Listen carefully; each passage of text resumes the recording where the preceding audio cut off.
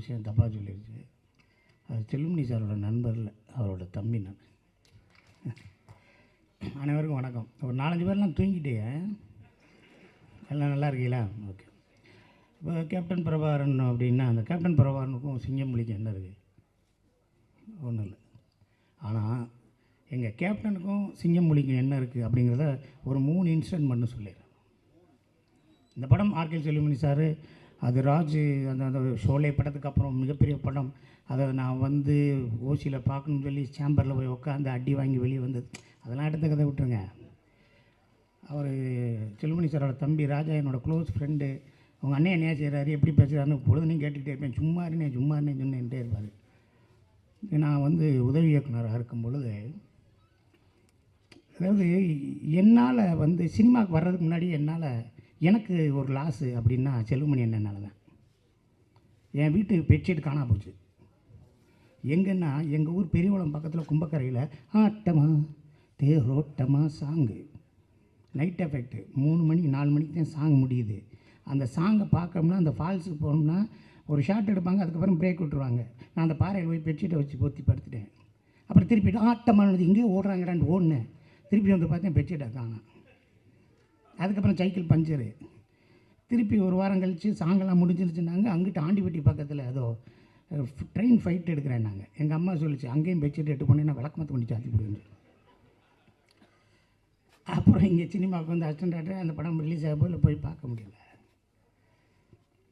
எங்கள் கேப்டன் இருந்ததுனால தான் நான் அசிஸ்டன்ட் டைரக்டராக இருந்தேன். ஏன்னா அவர் இருந்த ஆஃபீஸில் நான் சோறு சாப்பிட்டதுனால தான் எங்கள் சொந்தக்காரனே சொல்லிட்டு போயிட்டேன், இனிமேல் நீ சென்னையை விட்டு வரவே மாட்டேன், உனக்கு சோறு போடுறதுக்கு ஒரு ஆள் இருக்கார், நீ அங்கே சாப்பிட்டு நல்லா இருக்கு.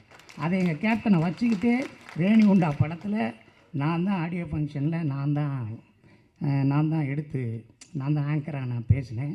அந்த பேசி முடித்ததுக்கப்புறம் எங்கள் நிக்கால்ஸ் ப்ரொடியூசர் என்னை தாஜ் கன்னிமராவுக்கு சாப்பிட போயிட்டார். அப்போ எங்கள் கேப்டன் வந்து எங்கள் அண்ணன் சுதீஷ்கிட்ட சொல்லி அவன் சிங்கப்பள்ளி சாப்பிட்டானா எங்கே இருக்கானான்னு சொல்லி போய் பார்த்து என்னை கன்னிமராவில் வந்து சுதீஷ் சார் நீ சாப்பிட்டேன்னு சொன்னார் கேப்டனு. அது சொன்னேன், இல்லைண்ணே நான் சாப்பிட்டேன், நீங்கள் தானே இருக்கேன், நான் இந்த அமீர்லாம் சாப்பிட்டுருக்கோம் அப்படின்னு. இதுக்கு முன்னாடி என்னென்னா நான் சுந்தர்சி சார்கிட்ட அசிஸ்டன்ட் டைரக்டராக வேலை பார்க்கும்போது எங்கள் சுந்தர்சி சார் வந்து ஒரு வீடு இருந்துச்சு. அது கேப்டன் சாரோட வீட்டுக்கு எதிர்த்தாப்பில் ஒரு வீட்டில் குடியிருந்தார். அவங்க ஐவி சசியோட வீடு, சீமா அவங்களோட வீடு. அதில் 2வது மாடியில் இருந்தார். 8th வீடு கேப்டன் சார் வீடு. நான் சாரை காலையில் பார்க்க 7:30 மணிக்கு போயிடுவேன். போயிட்டு அப்படியே பார்ப்பேன். பார்த்துட்டு இரவு 7:30 மணிக்கு மேலே மொட்டை மாடிக்கு போவேன். மொட்டை மாடிக்கு போயிட்டு எதுக்கு போவோம், நான் டி சங்கரனு கேமராமேனு எல்லோரும் போய் உட்காந்து அங்கே பேசிக்கிட்டு போய் ஏதோ சாப்பிட்டுக்கிட்டு இருப்போம். அப்போ அங்கிட்டு பார்த்தோம்னா அங்கேருந்து தூரமாக கேப்டன் நிற்பார். ஷூட்டிங்லையோ அப்படிம்பார். நான் போகணும்னே, வருஷம் பூரா ஷூட்டிங் போகிறது நீங்கள் ஒரே எழுத்தாண்டா அப்படிம்பார். சரி காலையில் பார்க்கலாம் தூங்கு அப்படின்ட்டு போயிடுவார். அப்புறம் ஒரு 4 நாள் கழித்து வர்றேன். விஜயகாந்த் சார் விட்ட ஃபோட்டோ எடுக்கணும்னு சொல்லி பிரசாத்துலேருந்து ஒரு க்யூ, பிரசாத்துலேருந்து காவிரி ஸ்ட்ரீட்லேருந்து ஒரு க்யூ நிற்கிது வீட்டுக்கு முன்னாடி. நான் அசிஸ்டன்ட் டைரக்டர் வெளியே போய் ஒவ்வொருத்தரா போன்னு தள்ளி விடுறேன். அப்போ விட்டுக்கிட்டே இருக்கையில் அவர் வந்து பார்க்குறாரு லேசா, இது யாரியாவே சார் சுந்தர் சார்கிட்ட வேலை பார்க்குறாரு அசிஸ்டன்ட் டைரக்டர்னு அவரோட உதவியாளர் சொல்கிறாங்க. அப்படியா? எந்த ஊர்? மதுரை பக்கம் தேனி பெரியவளம். அப்படியா? எல்லாம் ஃபோட்டோ எடுத்துனாங்க. வா நீ ஃபோட்டோ எடுக்கலையான்னாரு. நான் உங்களை வச்சு படம் எடுக்கணும்னே. என்னது உங்களை வச்சு படம் எடுக்கணும்? அது நினச்சுட்டா நீ மதுரைக்கார அப்படி தான் போய் சொல்லி அப்படின்னு போயிட்டார். போனதுக்கப்புறம் அஜித்தை வச்சு படம் பண்ணுறோம். உளவுத்துறை ரிலீஸ் ஆகுது, எதாவது ஆகுது. விஜயகாந்த் சாரை வச்சு பண்ணணுமே எதடா பண்ணுறது என்னடா பண்ணுறோம். அடுத்துக்கடுத்து சூர்யா வச்சு ஒரு படம் பண்ணலாம்ட்டு இருக்கோம். அதில் ஒரு நாள் கெஸ்ட் ரோல் பண்ணணும். விஜயகாந்த் சாரை வச்சு யார் கெஸ்ட் ரோல் பண்ணுறது, ஒரு நாள் யார் கெஸ்ட் ரோல் பண்ணி யாரோ பேசுகிறாங்க. நான் இடையில கலைப்புலி தானு சார் இருக்கார், பாலா சார் இருக்கார், விஜயகாந்த் சார் இல்லை ஒரு நாள் எப்படி வருவார், அவர் எப்படி வருவார், அதெல்லாம் வரமாட்டார், பேசி பார்க்கலாம் சார். அப்புறம் பாலா சார் பேசினார், தானு சார் பேசினார், என்னை அனுப்பிச்சிட்டாங்க. நான் நேராக போகிறேன், அவர் வீட்டுக்கு போகிறேன். போனோன்னே என்னை பார்த்தேன்னு வட ஒரு 10 நிமிஷம் கழிச்சு வா, என்னை ஒரு நாள் நடிக்க சொல்லி ஒரு டைரக்டர் வந்து கதை சொல்ல வரேன், அவள் போகட்டும் நீ வெளியே கொஞ்சம் நான் பேசுகிறேன். இல்லைடா ஒரு நாள் நடிக்க சொல்கிறாரா தானு பாலெல்லாம் பேசினாரா, நீ 10 நிமிஷம் இரு நான் பேசுகிறேங்கிற இல்லைன்னாரு. இல்லை அதுதான் நானுன்னு. இதை நீயா இல்லைடா நீ இப்படி சொல்கிற நான் தான் சொன்னேன் அவங்கள வச்சு படம் எடுக்கணும்னு. நான் அடிக்க மாட்டேன்டா ஒரு நாள். நான் எப்படி இல்லை, நீ அடிச்சேன்னா நான் அத்தனை பேர்த்துக்கு அடிக்கணும். அதெல்லாம் அடிக்கும். அவ்வளோ நீ அடிக்கலைன்னா எப்படி படம் ஒன்றுப்பா. சூர்யா நானுமா அப்படியா சூர்யா நடிக்குதா வரேன்டா போடான்ட்டு. ஒரு 10 நாள் கழித்து டேட்டு கொடுக்குறாரு. ஃபிலிம் இன்ஸ்டியூட்டுக்கு போகிறேன். அவர் நடிச்சுக்கிட்டு இருக்காரு. சார் என்கிட்ட நான் மேனேஜர் போயிட்டா நான் வந்துட்டேன், போய் சொல்லுங்கள் டேரக்டர்லாம் வந்துட்டோம், கேமராமேன் ரத்ன வெள்ளம் வந்துட்டோம், உள்ளே போங்கன்னு. உள்ளே போனேன் சார் யூனிட்டே வந்திருக்குன்னு. அவனை போன முடியும். உன்னை யார் யூனிட்டை கூப்பிட்டு வர சொன்னது? அண்ணே படம் எடுக்க முடியலண்ணே. நீங்கள் சூர்யாலாம் மீட் பண்ணுற சீன் எடுக்க முடியல. இங்கே கேமரா இருக்குது, இங்கே ஜூனியர் ஆர்டிஸ்ட் இருக்குது, இங்கே டைரக்டர் இருக்காரு, நான் இருக்கேன். நீங்கள் எதுக்கு மேற்கொண்டு செலவழிச்சிக்கிட்டு இருக்கீங்க? நீயே ரத்னவேலு சூர்யா அது 3 பேர் மட்டும் வாங்க, 3 பேர் தான் வரணும். மேனேஜர் கூட கூப்பிட்டு வா அப்படிங்கிறாரு. அவர் ஷூட்டிங்கை 3 மணி நேரம் நிப்பாட்டிட்டு அவர் ஷூட்டிங்கில் என்ன வேணும், நான் எங்கே நிற்கிறேன் சூர்யா சார் நான் ஒரு மாலையை போடுறேன். எதுக்கு சூர்யா மாலை செலவுலாம் அப்படிங்கிறார். 3 மணி நேரம், 1 மணி நேரம் கேப்டன் ஷூட்டிங் எவ்வளோ செலவாகும் பாருங்கள். அவ்வளவு நல்ல மனுஷன். டப்பையும் கூப்பிட்டு போகிறேன், அப்பயும் ஒரு பொக்கையை கொடுக்குறேன். இல்லை இந்த வர்றது டிரைவர் இவருக்கு 500 கொடுறா, இதுக்குடா ஏன்டா அப்படி பண்ணுறேன். இவ்வளவு நடந்துருச்சுங்க. தம்பி விஜய் பிரபாகரோட தம்பி சின்னவர் செம்மபாண்டியன், அவர் படம் மலேசியாவில் படம்.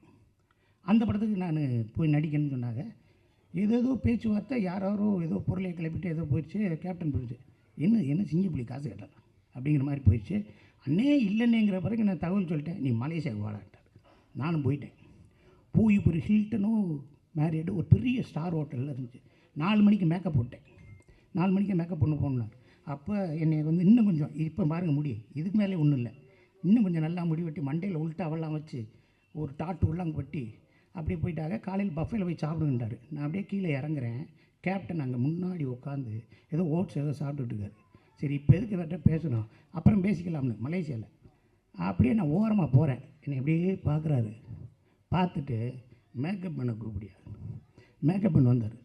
இந்த ஒருத்தன் போகிறேன் மாதிரியா டவுசரை போட்டு தோடுகிடலாம் மாட்டி அவனை மாதிரியே சிங்கப்பிள்ளைக்கு மேக்கப் போடியான்னார். அவர் மேக்கப் பண்ணி பார்த்துட்டு சார் அவர் தான் சார் சிங்கப்பிள்ளை. ஆமையா நான் அவனை கூப்பியாங்க எவ்வளோ அவனோட நானும் இப்படி தட்டுக்கிட்டெல்லாம் எடுத்துருவேன். என்னடா காலையில் 4 வெண்ணி முட்டையா அப்படின்னாரு. அவனை அப்படின்னு ஏன் என்னை பார்க்காம அங்கிட்டு போகிறேன். இல்லைன்னா அவங்களுக்கு தொந்தரவு. வாடா இவங்க இன்னமும் படம் எடுத்துக்கிட்டு இருக்காங்க, அதை பற்றி நம்ம தனியாக டிஸ்கஸ் பண்ணோம்னாரு. 4 நாள் தாங்க ஷூட்டிங்க, 16 நாள் கூட இருந்தேன். என் கூடயே இருப்பார். அப்படி நடந்து போகும்போது என் தோள்பட்டிலே கை வச்சுருப்பார். ஏன்டா சிங்க அப்படின்னு பேர் வச்சாங்க, நீ ஏன்டா அண்ணனுக்கு இன்னும் கதை ஒன்றும் இல்லை, நீ என்னடா செய்கிற, சரி இந்த சீனை எப்படா எடுக்கலாம். ஆனால் நீங்கள் அந்த ரைஸ் மில் நான் பழைய கதையை கேட்பேன், உன்னை கொன்றுவேன், என்னை பேச வச்சுக்கிட்டே இருக்கார், பேசாமல் இருப்பார். ஆனால் என் கூடவே இருப்பார். அந்த ஒரு நல்ல மனிதர், மிகப்பெரிய மனிதர். நான் பேசிக்கிட்டே இருந்தேன், 10 புத்தகம் எழுதுவேன் எங்கள் அண்ணனை பற்றி. எங்கள் அண்ணன் கேப்டன் பெறுவார். கேப்டன் பேர் கொடுத்த எங்கள் அண்ணன் செல்வமணியன் எனக்கு வாழ்த்துக்களை சொல்லிக்கிறேன். அவர் புகழ் என்றைக்கு இருக்கட்டும். சில பேர் இது அதாவது பூவில் ஒரு பூ இருக்குல்ல, பூவில் ஒரு பூக்குள்ளே தேன் இருக்கும்பா. அந்த பூக்குள்ளே தேன் இருக்காது. எல்லோரும் சொல்லுவாங்க பூக்குள்ளே ஒரு தேன் இருக்குது. அதுக்கு பேர் தேன் இல்லை, அது பேர் பூந்தேன். அந்த பூந்தேனை குடிச்சிட்டு போயிட்டா தேன் இடையில் இருக்க தேனில் அந்த தேனை கக்கி அதை தேனை உருவாக்கும். அதுதான் தேன். இங்கே இருக்குது பூந்தேன். எல்லோரும் பூக்குள்ளே தேன் இருக்குன்னு ஸ்பூனில் ஊற்றி விட்டாங்க, அதெல்லாம் ஒன்றுமே கிடையாது. அது மாதிரி எங்கள் அண்ணனை பற்றி அருமை, எங்கள் கேப்டனை பற்றி அருமை மக்களே உங்களுக்கு புரியாமல் போயிடுச்சு. அவரை பற்றி புரியாமல் போயிடுச்சு. அவர் தோல்வியில் அடையலை, அவரை துரோகம் தான் வீழ்த்துச்சு. எங்கள் அண்ணன் விட்டதை என் தம்பி விஜய் பிரபாகரன் கொண்டு வருவார். எங்கள் அண்ணியார் இருக்காங்க, அவங்க கொண்டு வருவாங்க. நீங்கள் நல்லபடியாக இருக்கணும். சினிமாவுக்கு செஞ்ச போல் இன்னும் மக்களுக்கு செய்யணும்னு நினைக்கிறீங்க. விருதுநர் கைவிட்டாலும் நீ உங்களை எதுவுமே கைவிடாது, கவலைப்படாமல் இருங்க. அனைவருக்கும் வாழ்த்துக்கள். கேப்டன் பிரபாகரன் ஓட போகுதுன்னு எல்லாரும் சொல்லிட்டாங்க. எல்லோரும் பார்க்கத்தான் போகிறோம். என்னுடைய 200 பாக்கெட்டில் இருக்குது, என் குழந்தைகிட்ட இருக்குது, என் மனைவிட்ட இருக்க. என்னுடைய 1200 படம் வர்ற ரிலீஸ் அன்றைக்கி எங்கள் அண்ணன் படத்துக்கு இருக்கும். நன்றி நன்றி நன்றி, வாழ்த்துக்கள்.